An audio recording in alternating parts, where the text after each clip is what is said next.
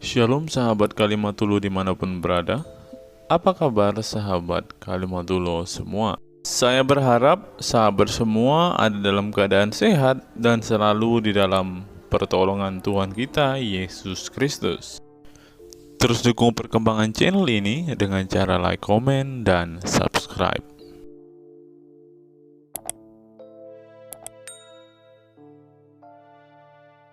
Sebelum kita masuk dan fokus membahas video kita hari ini, teman-teman, kita dengarkan kesaksian pujian dari Bang Kay dulu ya, teman-teman. Ha dan zaradai sin start. Kasih itu lemah lembut, sabar sederhana. Oh alangkah indahnya, oh alangkah eloknya, bila saudara seiman hidup dalam. Oh, langsung banyak yang nyambung. Pada kesempatan kali ini, teman-teman, kita akan kembali menyimak perdebatan antara Ibu Sofiatul dengan Gurunda Zuma, teman-teman. Dalam hal ini yang menantang berdebat adalah Zuma, teman-teman. Tiba-tiba saja Zuma masuk ke room Ibu Sofiatul dan berteriak-teriak dengan mengatakan, "Mana Sofiatul? Saya akan berdebat dengan Sofiatul." Saya tidak tahu alasannya apa, teman-teman. Yang pasti sepertinya di dalam roomnya Bang Zuma ini sudah kekurangan koin, teman-teman. Itulah alasannya mengapa di video-video kita sebelumnya kita membahas tentang bagaimana Bang Zuma mendapatkan uang dan apa yang dialami Bang Zuma saat ini, yaitu ia sedang bergumul untuk membayar mobilnya. Dan mungkin saja, teman-teman, ini adalah salah satu alasan mengapa Bang Zuma masuk ke dalam roomnya Ibu Sofiatul, supaya ia bisa mendapat banyak koin ketika ia masuk ke dalam roomnya Ibu Sofiatul. Sebelum kita menyimak secara lengkap perdebatan antara Ibu Sofiatul dengan Gurunda Zuma ini, kita akan membukakan sebuah fakta yang harus diketahui oleh saudara-saudara muslim kita, yaitu jangan sampai kalian salah memilih ustadz. Mari kita simak apa yang diungkapkan oleh profesor dan cendekiawan muslim yang satu ini. Kita kutip dalil liputan 6, teman-teman. Quraisy Shihab mengatakan, "Tolong jangan pilih ustadz yang suka memaki." Kai Haji Quraisy Shihab ibaratkan begini. Nah, teman-teman, ternyata ada juga ustadz-ustadz yang suka memaki-maki, teman-teman. Bisa jadi ini adalah salah satu oknum yang dikatakan oleh Habib Kribo tadi, teman-teman, di mana mereka seakan-akan orang yang paling beriman, paling beragama, dengan kepalanya ada titik hitam dan juga jenggotnya sampai panjang ke lantai, kata Habib Kribo tadi kan, teman-teman. Di era modern ini, ketika ceramah agama mudah diakses melalui berbagai media, umat Islam dihadapkan pada pilihan beragama, ustadz atau penceramah yang dapat mereka ikuti. Namun tidak semua pendakwah menggunakan cara yang sejuk dan penuh hikmah dalam menyampaikan pesan agama. Menanggapi fenomena ini, wah, ini ternyata sebuah fenomena nih, teman-teman. Berarti sudah sering terjadi nih, teman-teman. Profesor Kiai Haji Quraisy Shihab, seorang cendekiawan muslim, terkemuka menekankan pentingnya memilih ustadz yang tidak memaki-maki dalam dakwahnya. Quraisy Shihab mengingatkan bahwa dakwah adalah ajakan kepada kebaikan yang harus disampaikan dengan cara yang baik pula. Ia menekankan pentingnya mencontoh akhlak Nabi Muhammad SAW yang selalu lemah lembut dalam menyampaikan ajaran Islam. Mengutip sabda Nabi Muhammad, "Barang siapa yang beriman kepada Allah dan hari akhir, hendaklah ia berkata baik atau diam." Ayahanda presenter Najwa Shihab menegaskan bahwa ini adalah pedoman penting bagi para pendakwah. Kata-kata yang baik dan penuh hikmah lebih efektif dalam menyentuh hati dan menggerakkan orang untuk berubah ke arah yang lebih baik. Dalam dakwah, seringkali ditemukan penceramah yang menggunakan kata-kata yang keras dengan alasan untuk menegur atau mengingatkan umat Namun, Profesor Quraisy Shihab mengingatkan bahwa cara ini justru bisa menimbulkan antipati dan menjauhkan orang dari ajaran agama Islam yang seharusnya penuh kasih sayang dan rahmat. Menukil Islam.co, Quraisy Shihab menjelaskan hal yang menarik ketika ditanya seseorang terkait kriteria ustadz yang tepat untuk dijadikan panutan atau sebagai penceramah. Mantan rektor lain, sekarang UIN, Syarif Hidayatullah Jakarta, ini menjelaskan dengan penuh kasih ibarat seorang bapak menasihati anaknya. Pilihlah ustadz yang menganut paham moderat. Anda tidak akan mendengar makian tutur mantan Menteri Agama ke-16 masa Presiden Soeharto ini. Quraisy menjelaskan bahwa ustadz yang wasatiyah akan terbuka untuk dikritik dan tidak fanatik dengan satu pandangan dan menilai pandangan yang orang lain salah. Quraisy menjelaskan bahwa ustadz wasatiyah akan terbuka untuk dikritik dan tidak fanatik dengan satu pandangan dan menilai pandangan orang lain salah. Ustadz yang wasatiyah memahami bahwa jalan menuju agama itu besar dan memiliki jalan-jalan kecil untuk menuju jalan besar itu. Karena dalam rincian ajaran agama yang Tuhan tanyakan adalah hasilnya, misalnya 5 tambah 5, 10, tapi bisa juga 7 tambah 3, lanjutnya. Salah satu ciri ustadz yang wasatiyah menurutnya adalah berpengetahuan luas. Ustadz yang berpengetahuan luas akan mampu menilai dan menghargai suatu pendapat, sedangkan ustadz yang sempit pengetahuannya akan mudah menyalahkan. Semakin luas pengetahuan seseorang, semakin besar toleransinya. Semakin sempit, semakin bodoh tandasnya. Nah, teman-teman muslim, silahkan kalian mau milih ustadz yang modelnya seperti ini. Karena ustadz yang berilmu itu seperti yang dikatakan oleh Bapak Quraisy Shihab ini, bahwa mereka pasti adalah orang yang sangat toleransi. Tetapi jika ustadzmu kamu dapati tidak bisa bertoleransi atau orang yang intoleran, maka mereka bisa dikatakan ustadz yang BODOH, kata Quraisy Shihab. Nah, pertanyaannya adalah, apakah Zuma termasuk standar ustadz yang baik atau ustadz yang toleran? Mari langsung saja kita bukakan di dalam diskusi yang akan kita simak ini. Mari kita saksikan. Jadi gimana Bang Zuma, masih Islam nih? Oh iya dong, sama seperti Yesus dan nabi-nabi yang lain. Gak mungkin jadi Kristen, lawang Kristen orang diusir sama Yesus. Berarti Zuma udah dibaptis dong? Baptis itu kan pentahiran, pensucian, pengakuan dosa. Kalau itu mah setiap saat kami umat Islam melakukan itu. Iya, atas nama waktu dibaptis itu menggunakan apa? Atas nama Allah, atas nama Rasulullah. Itu jelas itu. Oh, berarti bukan pengikut Yesus, berarti Yesus yang baik Oh, mengikuti. Yesus itu dibaptis dengan satu nama aja, yaitu dengan nama Tuhan pencipta langit dan bumi. Kristen aja yang bikin campur, ada anak, ada Roh Kudus, itu tambahan-tambahan itu, Bung. Ayo. Dan Yesus, Kita kan beda dengan Yesus. Ya, berarti Anda bukan pengikutnya dong kalau gitu. Karena Yesus saya beda. Karena saya beda dengan dia dong, makanya saya ikut. Yesus itu ditahirkan hanya dengan satu nama, yaitu Bapa. Itu aja.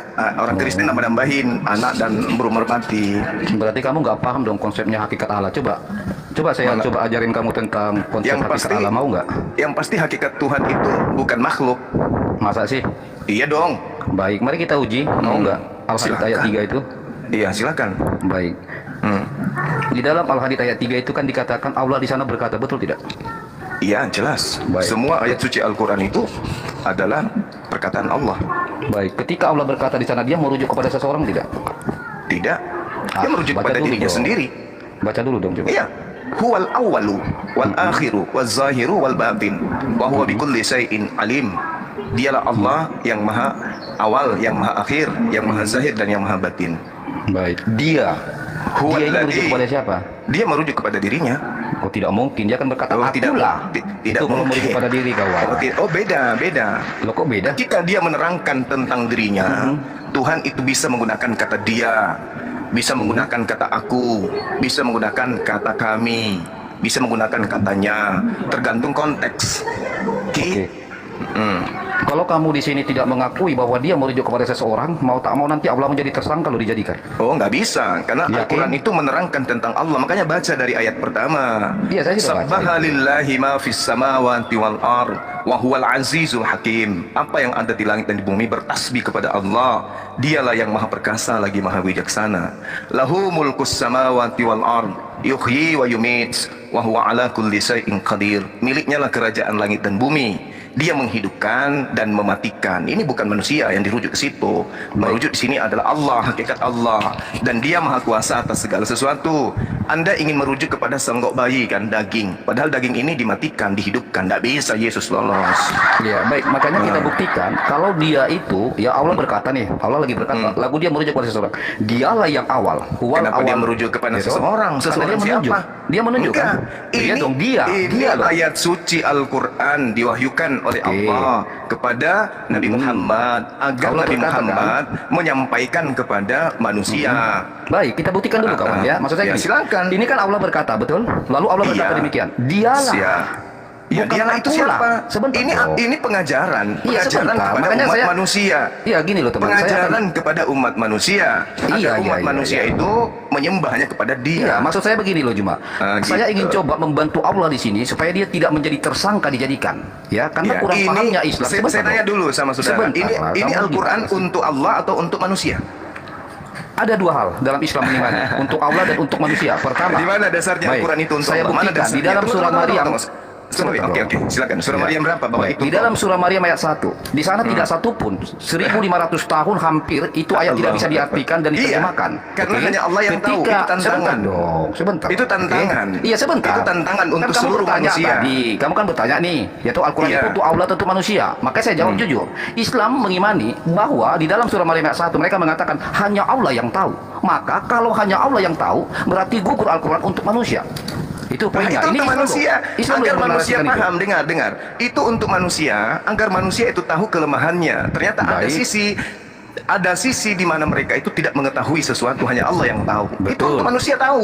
Oke, Itu untuk betul. manusia paham. Baik. Agar manusia itu sadar bahwa sehebat-hebatnya dia itu dalam melakukan kelicikan, ya, tidak akan pernah bisa kemudian mengetahui aspek yang Tuhan sudah katakan. Kamu tidak akan tahu, benar-benar tidak akan tahu.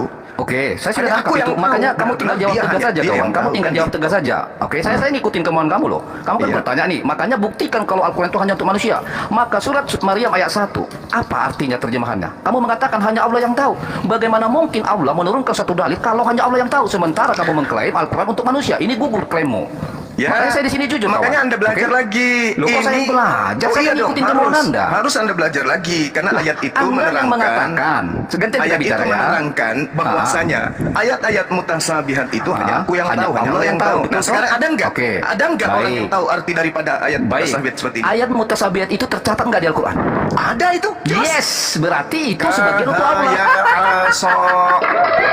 jadi ayat Al-Quran itu Terima kasih. diperuntukkan untuk manusia agar manusia menyadari bahwa ada sisi kelemahan manusia itu. Yes, untuk hanya Allah dipahami yang manusia. tahu. Betul. Hanya Allah yang Untuk dipahami tahu. manusia, betul. Nah, setelah manusianya memahami bahwa ayat mutasabihat ini hanya Allah yang tahu, maka Yes. manusia menyadari bahwa ada sisi keterbatasan manusia. Yes, Gitu. sepakat. Nah, Baik. Artinya kamu sudah mengakui tanpa kamu sadari secara halus bahwa ketika kamu sudah mengakui bahwa ada kata-kata mutasabihat di dalam Al-Quran, yang mutasabihat hanya Allah yang tahu, berarti benar kata saudaramu bahwa Al-Quran diturunkan untuk Allah dan untuk manusia. Kenapa begitu Enggak. aja debat? Satu, Kenapa jadi karena untuk sebagian hanya manusia? Allah yang. Loh, kan kamu yang bilang tadi. Al-Quran gimana? itu diperuntukkan untuk manusia. Untuk Adapun manusia, betul, ayat-ayat satu. mutasabihat, dengarkan. Adapun oke. ayat mutasabihat agar manusia itu tahu bahwa manusia ini punya keterbatasan. Yes. Sampai sana paham? Paham? Lalu Jauh, mutasabihat selesai itu siapa yang berarti. memahami? Mutasabihat siapa yang memahami? Berarti Anda sudah tahu kalau Iya, begitu. mutasabihat itu. itu siapa yang bisa memahami? Untuk mengetahui, untuk diketahui Jawab, manusia. jawab. Mutasabihat itu siapa yang memahami? Hanya Allah yang mengetahui ayat mutasabihat. Mutasabihat itu ada nggak di Al-Quran? Ada? Yes, berarti 2. Mana ada 2? Makasih. Mana ada 2? Parah. Loh, Ayat Anda sudah mutasabihat mengakui itu, loh. ayat mutasabihat itu diperuntukkan kepada manusia. Ayo. Ini Lalu yang bisa memahami? Maksudnya Al-Quran itu peruntukan untuk manusia. Yes. Agar manusia itu memahami bahwa manusia ini punya keterbatasan. Dan artinya yang memahami mutasabihat hanya Allah toh? Ya, yang memahami mutasabihat hanya Allah. Yes, terima kasih. Terus apa masalahnya? Apa masalahnya? Baik. Nah, Masalahnya sekarang, gimana? baik. Masalahnya di Islam sendiri masalahnya di yang Islam mengatakan, loh iya dong. Kan kamu yang mengatakan tadi, dengar ya, dengar. Saya coba ulas pelan-pelan ya toh. Kamu kan bertanya nih, Al-Quran itu diturunkan untuk Allah untuk manusia. Saya jawab jujur Untuk sesuai dengan narasi manusia. Islam. Dengarkan saya, Yaitu untuk manusia. dengan Nah, untuk terus Allah. untuk manusia. Kenapa? Karena Tidak, bukan untuk gantian Allah. dong kita. Tidak, Karena bukan untuk ayat-ayat Allah. mutasabihat telah diklaim dan diakui Islam bahwa itu yang tahu hanya Allah. Sementara tidak mungkin Allah menurunkan suatu dalil kalau bukan untuk pemahaman manusia. Artinya di sini ada Al-Quran, dua pemahaman yaitu untuk manusia dan untuk Allah. Dengarkan saya. Al-Quran itu diwahyukan untuk manusia, bukan diwahyukan untuk Allah, Raja Ngeyel. Adapun ayat-ayat mutasabihat itu lain. Ayat mutasabihat itu diwahyukan untuk siapa? Untuk manusia, bukan diwahyukan untuk Allah. Ayat mutasabihat diwahyukan untuk manusia agar manusia memahami keterbatasan manusia itu ada. Yes. Beda. Tunggu. Beda. Kalau belum Anda ya? bertanya, beda kalau Anda bertanya, apakah ayat-ayat Al-Quran itu semua manusia tahu, atau ada dalam Al-Quran itu tidak diketahui manusia dan hanya Allah yang tahu? Beda pertanyaannya. Kalau pertanyaannya seperti itu, maka pertanyaan Anda akan saya jawab dengan mengatakan bahwa ayat Al-Quran tidak semuanya manusia tahu. Ada ayat yang disebut ayat mutasabihat yang hanya Allah yang tahu. Itu beda perkaranya. Saya jawab kawan ya. Perkaranya itu Kamu beda. sendiri, dengarkan, saya ulas, mungkin kamu lupa. Kamu sendiri juga barusan mengatakan bahwa mutasabihat itu lain. Ketika saya tanya mutasabihat itu berada di mana, kamu katakan di Al-Quran. Kalau itu Al-Quran untuk manusia, maka gugur narasi kamu. Kenapa? Ternyata ada ayat-ayat lain yang khusus buat Allah yang tahu. Berarti Al-Quran dibutuhkan Allah dan manusia. Itu logikanya. Itu logikanya kawan. Itu logikanya. Bedakan. Itu logikanya yang menarasikan. Dengar manusia ngeyel, dengarkan. Loh, kok saya ngeyel sih? Bedakan pertanyaanmu. Bedakan Di pertanyaanmu mute yang dong, belum pertama. apa-apa udah di Al-Quran mute. itu, Gimana dengar. sih? Ngeyel, Raja Ngeyel, dengarkan. Bedakan pertanyaanmu. Ketika kamu bertanya, Al-Quran itu diwahyukan untuk siapa? Yang bertanya aja kamu loh tadi, bukan saya. Ini yang saya bilang. Iya, makanya saya gugur mengatakan dalam berdebat sama saya. Yang bertanya jelas. tadi kan kamu. Al-Quran Kamu itu mengatakan diwahyukan. tadi. Dengar. Oke. Al-Quran itu diwahyukan untuk Jangan siapa? di mute dong, Itu belum apa-apa pertanyaan udah di yang mute. muncul. Gimana sih? Saya ulas Al-Quran balik itu ya. diwahyukan untuk siapa? Oke, Anda Di diam mute dulu. dong, bilang dulu, Al-Quran itu moderator, diwahyukan jangan di untuk mute dulu. siapa? Iya. Dengar, Raja Ngeyel, dengarkan. Jangan di mute dong, ini Iya, gimana makanya sih? diam dulu, makanya Loh, diam. kan, enggak, ini saya luruskan dulu kawan. Diam dulu, biar saya luruskan. Diam. Kamu tadi yang bertanya sama Kalau saya, begitu Anda turun. bukan saya yang Kalau Anda bertanya tidak sama mau kamu. mendengarkan, kalau Anda tidak mau mendengarkan, Anda turun. Mampus, ke gereja, cium pantat pendeta. Dengarkan, Raja Ngeyel, dengarkan. Manusia laknat, penyembah manusia, dengarkan. Nah, teman-teman sudah mendengar sendiri kan bagaimana kualitas orang yang dianggap sebagai seorang yang berpendidikan, teman-teman, menurut saudara-saudara muslim kita. Ternyata ia pun bisa dikatakan tidak paham sama sekali dengan isi kitabnya, teman-teman. Bahkan ia mungkin merasa kok banyak sekali ya kontradiksi di kitab saya ini, dan akhirnya dia tidak bisa menjawab, teman-teman. Saya teringat dengan satu perkataan seorang ustadz, teman-teman. Ustadz ini mengatakan bahwa memang benar saudara-saudara muslim kita itu hanya suka membaca Al-Quran, suka berbahasa Arab, tetapi pada kenyataannya mereka ini, teman-teman, ternyata adalah orang-orang yang tidak paham sama sekali dengan apa yang mereka baca, teman-teman. Dan akhirnya Ustadz ini mengatakan bahwa saudara-saudara muslim kita ini seperti keledai, teman-teman. Mari kita dengarkan apa yang disampaikan Ustadz ini. Kita bangga menghafal Al-Quran tapi tidak memahami Al-Quran. Senang mengulang berbahasa Arab tapi tidak mengerti bahasa Arab. Suka membaca Al-Quran tapi tidak memahami maknanya. Akhirnya apa? Menjadi keledai di Indonesia.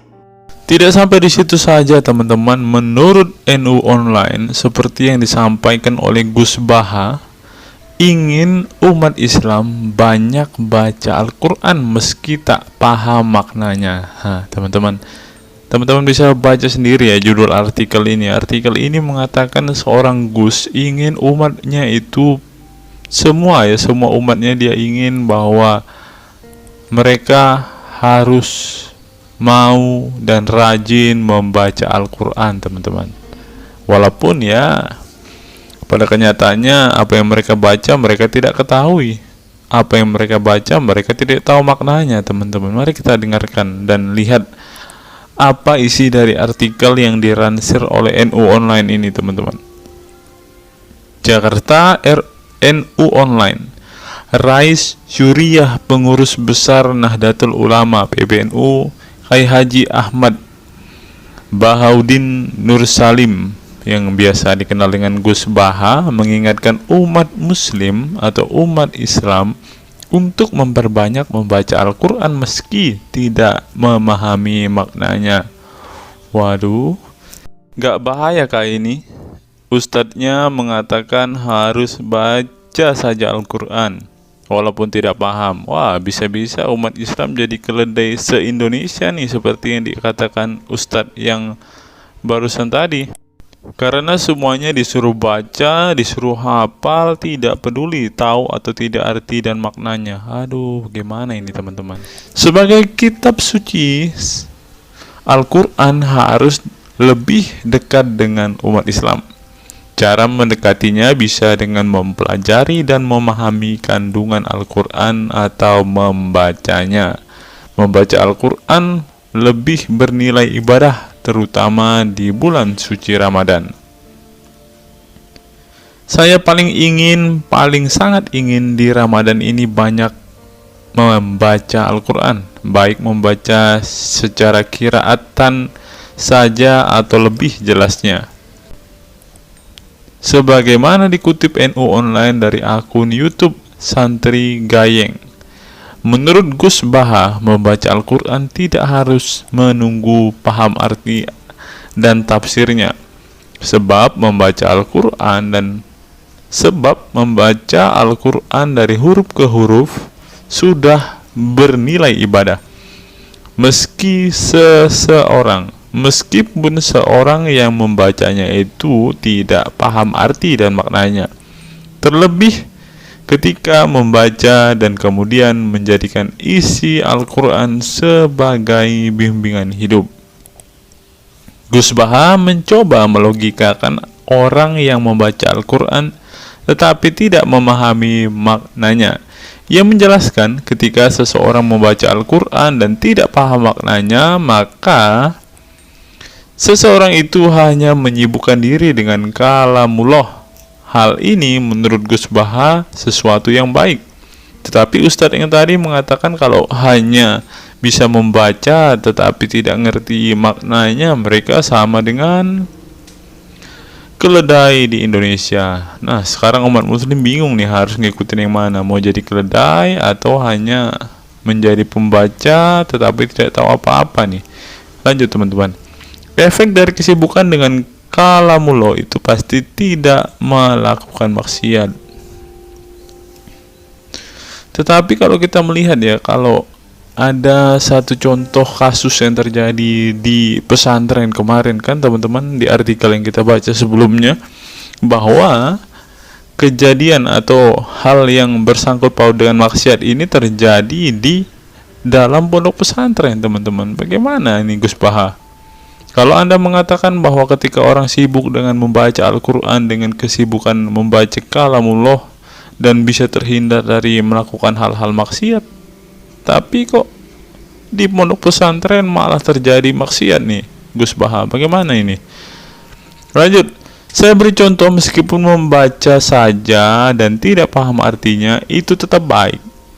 Ada orang yang semalaman itu duduk bersama keluarga, ngobrol ringan tentang masa lalu, cerita lucunya atau lucunya anaknya. Pada malam itu ditulis oleh malaikat bahwa keluarga ini tidak maksiat, tidak dugem, tidak narkoba, dan tidak ke tempat maksiat, jelasnya. Gus Baha mengatakan keberkahan dari seorang muslim atau muslimah menyibukkan diri bercengkrama bersama keluarga, asik guyon dengan teman dan tetangga adalah tidak melakukan maksiat dan tidak macam-macam, apalagi jika saat itu membaca Al-Quran. Hal ini sesuai dengan kajian ilmu usul fikih yang dipelajari Gus Baha dari Al-Makfurlah Kiai Haji Maimun Zubair. Dia menegaskan bahwa di antara kebaikan agama Islam adalah meninggalkan itu adalah pekerjaan yang tidak butuh modal. Gus Baha menjelaskan, apabila seseorang ingin mendapat pahala sholat, maka harus sholat. Kalau ingin mendapat pahala haji, maka harus haji. Namun ada kebaikan yang tidak perlu modal, yaitu meninggalkan kemungkaran. Caranya cukup meninggalkan hal-hal yang dilarang Allah. Cara meninggalkan kemungkaran bisa dengan bercengkrama dengan keluarga, baca Al-Quran, bercanda dengan teman, dan hal positif lainnya. Sehingga kalau ada orang yang tanya, kenapa baca Al-Quran meskipun tidak paham itu dapat pahala? Satu, karena itu kalamullah. Kedua, sebagai kebaikan itu adalah meninggalkan kemaksiatan. Meninggalkan itu bisa dilakukan dengan hal-hal mudah. Ini pentingnya ngaji. Saya ngaji usul fikih dengan Kiai Haji Maimun, abahnya Gus Yasin, katanya. Gus Baha mengaku sejak kecil ia sudah terbiasa membaca dan mempelajari Al-Quran, bahkan hingga saat ini. Kebiasaan Gus Baha mempelajari Al-Quran yang berlangsung puluhan tahun ini membuatnya memiliki kecintaan yang mendalam dengan kitab suci yang diturunkan kepada Nabi Muhammad itu. Ia juga membaca banyak literatur klasik maupun modern untuk memahami Al-Quran. Kemudian melakukan diskusi dengan banyak pakar Al-Quran dari berbagai daerah dan negara tentang berbagai tema. Tetapi syukur-syukur bacanya Al-Quran itu paham. Artinya paham sesuai dengan kapasitas masing-masing. Saya mulai kecil hingga sekarang masih ngaji Al-Quran, masih belajar, juga masih terus mencari ilmu. Ucap pengasuh pondok pesantren Tahfidzul Quran LP3 IA Rembang, Jawa Tengah itu.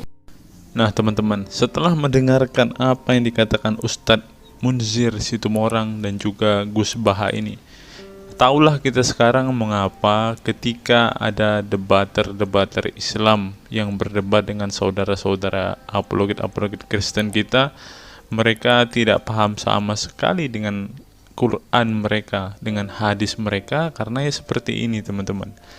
Membaca Al-Quran, menghafal Al-Quran itu adalah sebuah ibadah bagi kepercayaan mereka teman-teman. Walaupun mereka tidak paham apa yang mereka baca, walaupun mereka tidak mengerti sama sekali apa yang mereka baca teman-teman, yang penting dibaca saja, itu adalah sebuah amal baik. Nah teman-teman, kita belajar bahwa ketika apologet Kristen berdebat dengan para apologet Islam atau dengan para polemikus Muslim, inilah yang terjadi teman-teman. Mereka tidak paham sama sekali ketika mereka ditanya isi hadis dan Qur'annya. Karena pada intinya atau pada kenyataannya, seperti pengakuan dua ustadz ini tadi, bahwa memang benar umat muslim itu hanya senang membaca, hanya suka membaca, hanya suka mengimani, tetapi tidak paham sama sekali dengan apa yang mereka baca dan imani teman-teman.